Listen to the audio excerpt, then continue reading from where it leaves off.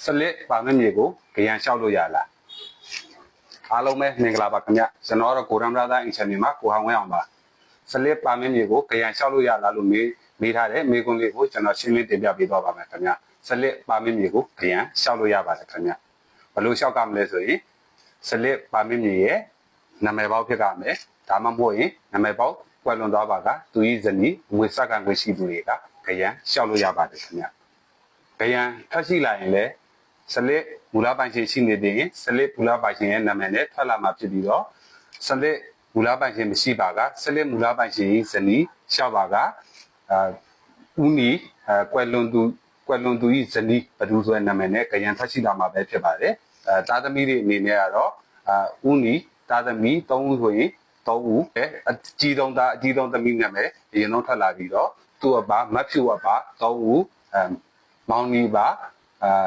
3အဲ့လိုမျိုးကြရန်ထွက်လာမှာဖြစ်ပါတယ်ခင်ဗျဂျမန်လေးကမေးထားတဲ့မေးခွန်းလေးတစ်ခုကိုကျွန်တော်ပြန်လဲဖြေကြားပေးပါမယ်ခင်ဗျမေးထားတဲ့မေးခွန်းလေးကတော့စလစ်ပါမစ်ထဲမှာတော့40 60ရှိတယ်မြေပြင်မှာ38 60ပဲရှိတယ်ဝယ်တင်ပါသလားဆိုတဲ့မေးခွန်းလေးကိုကျွန်တော်ပြန်လဲဖြေကြားပေးပါမယ်ခင်ဗျလောက်ထုံးလုံးကြီးကတော့3နည်းရှိပါတယ်ခင်ဗျနံပါတ်1နည်းကတော့အလွယ်ဆုံးပါနံပါတ်1နည်းအနေနဲ့မိမိကဒီ38ပေကိုကျင့်တတ်ပါကမိဝယ်လို့ရပါတယ်ခင်ဗျမိမိက38ပေမကျင့်တတ်ပါကမဝယ်လို့လည်းရပါတယ်ခင်ဗျဒုတိယနည်းကတော့မိမိကမဝယ်ယူမိခင်ဝယ်ယူသူဟာပေ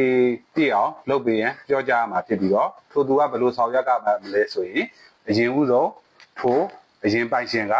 ရက်ကြီးအုပ်ချုပ်ရေးမှုကိုမိမိမှာ38ပေပဲရှိကြောင်းမိမိကစာရွက်ထဲမှာပေ40ရှိကြောင်း2ပေရောနေကြောင်း